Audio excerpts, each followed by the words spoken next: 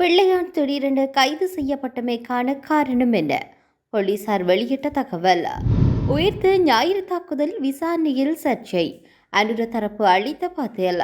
மஹிந்த தொடர்பில் இந்திய பிரதமரின் கோரிக்கையை ஏற்க மறுத்த அனுர அரசு. நாடு திரும்பும் பசில் ராஜபக்ஷ. திசை மாறுமா நாவலின் அரசியல் எதிர்காலம். ட்ரெண்டாகும் ஜிப்லி படங்கள். நிபுணர்கள் விடுத்துள்ள எச்சரிக்கை. குற்ற செயல்களில் ஈடுபட்டவர்களுக்கு அச்சத்தை ஏற்படுத்தியுள்ள அனுர அரசு. அரசு ஊழியர்களின் ஏப்ரல் மாத சம்பளம் வெளியான மகிழ்ச்சி தகவல். ட்ரம்பின் கடும் வரி விதிப்பு. ஹாலிவுட் திரைப்படங்களில் கை வைத்த சீனா.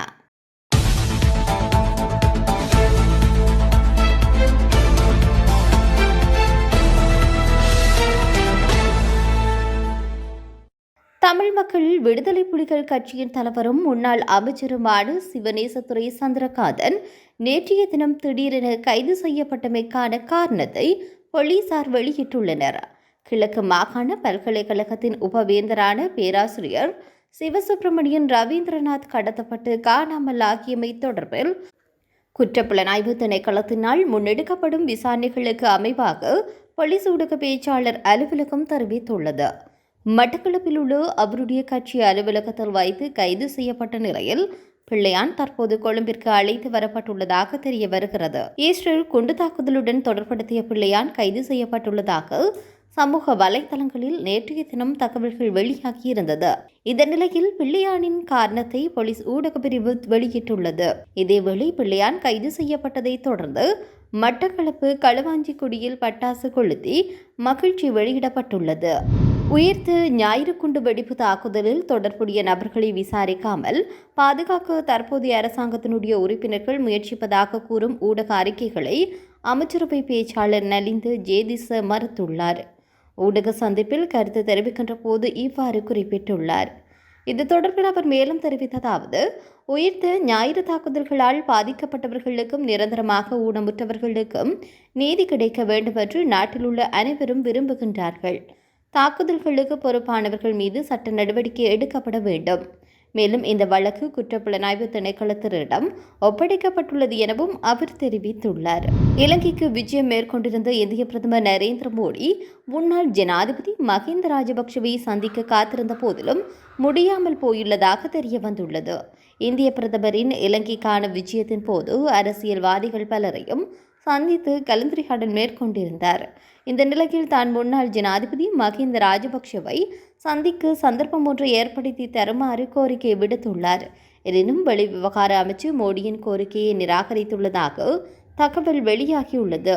இதற்கு முன்னர் மோடி இலங்கை வந்தபோது மஹிந்தவை சந்தித்துள்ள போதிலும் அரசாங்கம் இம்முறை சந்திக்க அனுமதி அளிக்கவில்லை என அரசியல்வாதிகள் தெரிவித்துள்ளனர்.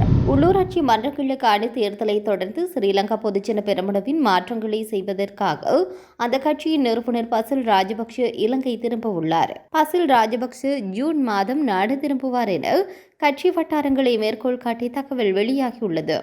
அவரின் வருகையை அடுத்து ஸ்ரீலங்கா பொதுஜன பெரமுனவின் நிலைப்பாடுகளில் பல குறிப்பிடத்தக்க மாற்றங்கள் இடம்பெறும். இவை நாமல் ராஜபக்ஷவின் எதிர்கால அரசியல் திசையை தீர்மானிக்கும் என்று தெரிவிக்கப்படுகிறது.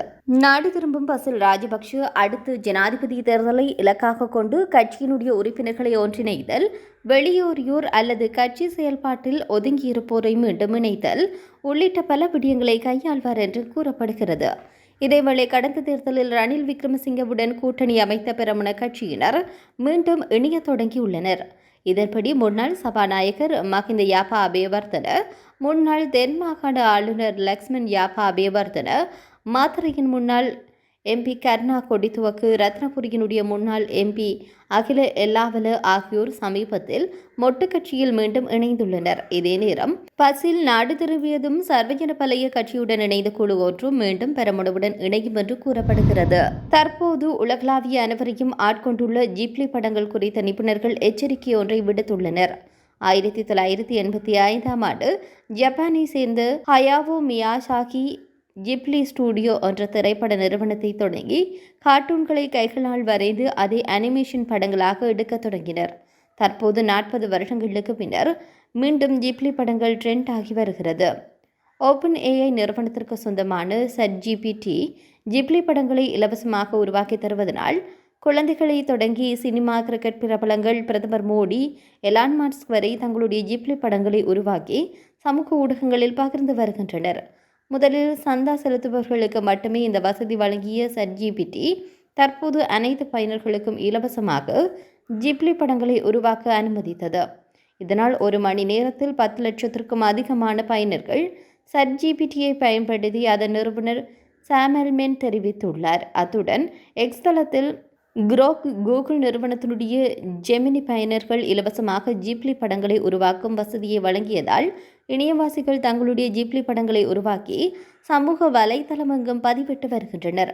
இந்த நிலையில் பயனர்கள் ஜிப்லி புகைப்படங்களை உருவாக்க தங்களுடைய புகைப்படங்களை ChatGPT போன்ற தளங்களுக்கு வழங்குவதன் மூலம் தனியுரிமை பாதிப்பு குறித்து நிபுணர்கள் எச்சரிக்கை விடுத்துள்ளனர். இந்த புகைப்படங்களை உங்கள் அனுமதியின்றி அந்த நிறுவனங்கள் தங்கள் AI செயலிகளுக்கு பயிற்சி அளிக்க பயன்படுத்த வாய்ப்புள்ளதோடு உங்கள் புகைப்படங்கள் அடிப்படையாக வைத்து AI அவதூறான படங்களை உருவாக்கவும் வாய்ப்புள்ளதாக கூறப்படுகிறது. பயனர்கள் படங்களை வழங்குவதன் மூலம் மெட்டாடேட்டா, இருப்பிடம் போன்ற முக்கிய தகவல்களும் AI நிறுவனங்களுக்கு கிடைக்க வாய்ப்புள்ளது. புகைப்படம், கைபேசி எண் போன்ற தகவல்களை வைத்து மோசடிகள் அதிகரித்து வரும் நிலையில் எந்த செயலியை பயன்படுத்துவதாக இருந்தாலும் அதில் உள்ள ஆபத்துக்களையும் அறிந்து கவனமாக கையாள வேண்டும் என நிபுணர்கள் எச்சரிக்கை விடுத்துள்ளனர். குற்ற செயல்களில் ஈடுபட்டவர்கள் தற்பொழுது அச்சமடைந்துள்ளதாக அமைச்சர் சுனில் கந்தனேத்தி தெரிவித்துள்ளார். நாடாளுமன்ற எதிர்க்கட்சியில் இருக்கும் பலர் பாரிய குற்ற செயல்களுடன் தொடர்புடையவர்கள் என அவர் குற்றம் சுமத்தியுள்ளார். தற்பொழுது துறவிகள் போன்ற பேசினாலும் அவர்கள் குற்ற செயல்களில் ஈடுபட்டவர்கள் என சுட்டிக்காட்டினார். தற்பொழுது இவர்கள் அச்சமடைந்துள்ளனர் எனவும் ஒளிந்து கொள்ள இடமில்லை என்றும் அவர் குறிப்பிடுகின்றார். சாமரசம்பத், தேசபந்து தென்னக்கோன் போன்றவர்கள் சிறைக்கு செல்லும் போது ஏனையவர்கள் அச்சமடைந்துள்ளனர் என அவர் தெரிவித்துள்ளார். தேசபந்து, சாமரசம்பத்திற்கு சிறைக்கு செல்ல நேரிட்டது என்றால் எனக்கு எவ்வளவு பிரச்சனைகள் உள்ளது என்பதை சில பெருந்தலைவர்கள் புரிந்து கொண்டு பீதியடைந்துள்ளதாக அமைச்சர் சுனில் கந்தனேத்தி தெரிவித்துள்ளார். மேலும் சில செல்வந்தர்கள் கட்சிகளை அழித்துள்ளதாகவும் ஸ்ரீலங்கா சுதந்திர கட்சி போன்ற பாரிய கட்சிகளை சில வர்த்தகர்கள் அழித்துள்ளதாகவும் அவர் குற்றம் சுமத்தினார். இவ்வாறு கட்சிகளுக்குள் புகுந்து கட்சிகளை சீரடித்தவர்கள் குறித்து அம்பலப்படுத்தப்பட வேண்டும் என தெரிவித்துள்ளார். அரசு ஊழியர்களின் அதிகரிக்கப்பட்ட ஏப்ரல் மாத வேதனத்தை 10ஆம் தேதி வழங்கப்பட வேண்டும் என சம்பந்தப்பட்ட அமைச்சின் செயலாளர்கள் மற்றும் நிறுவன தலைவர்களுக்கு பொது நிர்வாகம் மற்றும் உள்நாட்டு லெவல்கள் அமைச்சு அறிவித்துள்ளது. ஏற்றுக்கொள்ளப்பட்ட காரணத்தின் அடிப்படையில் பாதீட்டில் திருத்தம் செய்யப்பட்ட வேதனத்தை அன்றைய தினம் வழங்க முடியாவிட்டால் அந்த நிலுவைத் தொகையை ஏப்ரல் மாதம் 25ஆம் தேதி அன்று வழங்க வேண்டும் என்று அமைச்சு தெரிவித்துள்ளது. இதேவேளை அரசு ஊழியர்களின் சம்பள உயர்வுக்கு இணையாக தனியார் துறையின் ஊழியர்களுடைய சம்பளத்தை அதிகரிப்பதற்கு அமைச்சரவை அனுமதி வழங்கியுள்ளது. 2025ஆம் ஆண்டு வரவு செலவு திட்டத்தின்படி அரசு ஊழியர்களின் சம்பள உயர்வுக்கு இணையாக தனியார் துறை ஊழியர்களின் சம்பளத்தையும் உயர்த்துவதற்கு முன்மொழிவு சமர்ப்பிக்கப்பட்டிருந்தது. இதன் அடிப்படையில் தேசிய குறைந்தபட்ச மாதாந்த சம்பளம் மற்றும் தேசிய குறைந்தபட்ச நாளாந்த சம்பளத்தை திருத்துவதற்கும் அதனுடன் தொடர்புடைய ஏனைய சட்ட நடவடிக்கைகளை பின்பற்றுவதற்கும் தொழில் அமைச்சர் முன்வைத்த முன்மொழிவுக்கு அமைச்சரவை அனுமதி வழங்கியுள்ளது. இதன்படி 2025 ஏப்ரல் 1ஆம் தேதி நடைமுறைக்கு வரும் வகையில் தேசிய குறைந்தபட்ச மாதாந்த சம்பளம் 17,500 ரூபாவிலிருந்து 27,000 ரூபாவாகவும் உயர்த்தப்படும் என தெரிவிக்கப்படுகிறது. அமெரிக்க ஜனாதிபதி டொனால்ட் ட்ரம்பின் கூடுதல் வரி விதிப்புக்கு எதிரொலியாக ஹாலிவுட் திரைப்படங்களுக்கு சீன அரசு தடை விதித்துள்ளது. சீனாவிலிருந்து இறக்குமதி செய்யப்படும் பொருட்களுக்கு 54% வரி விதித்த ட்ரம்பின் நடவடிக்கைக்கு எதிர்ப்பு தெரிவிக்கும் வகையில் சீன அரசு இந்த நடவடிக்கையை மேற்கொண்டிருக்கிறது. அமெரிக்காவின் ஹாலிவுட்டில் எடுக்கப்பட்டு வெளியாகும் திரைப்படங்கள் சீனாவின் அதிக அளவிலான வசூலை குவிக்கின்றன. அமெரிக்காவை விட சீனாவில் குறிப்பிடத்தக்க லாபத்தை பெறும் ஹாலிவுட் திரைப்படங்களும் இருந்து வருகிறது. மொழி மாற்றம் செய்யப்பட்டு நேரடியாக திரையரங்குகளில் ஹாலிவுட் திரைப்படங்கள் வெளியாகின்றன. ஹாலிவுட் படங்களில் உலகளவில் செய்யும் வசூலில் 10% சீனாவில் இருந்து மட்டும் கிடைக்கிறது. இதனிடையே ஹாலிவுட் திரைப்படங்களுக்கு சீன அரசு தடை விதித்தது. இதற்கு முன்பு மேற்கொண்ட ஒப்பந்தங்களின்படி சீனாவை சேர்ந்த அதிகாரிகள் ஹாலிவுட் படங்களை மக்களிடம் கொண்டு சேர்க்கும் விநியோக பணிகளை செய்து வந்திருந்தனர். வருவாய் பகிர்வின் அடிப்படையில் ஆண்டிற்கு புதிதாக 34 வெளிநாட்டு திரைப்படங்கள் சீனாவில் வெளியிடப்பட்டு வருகிறது.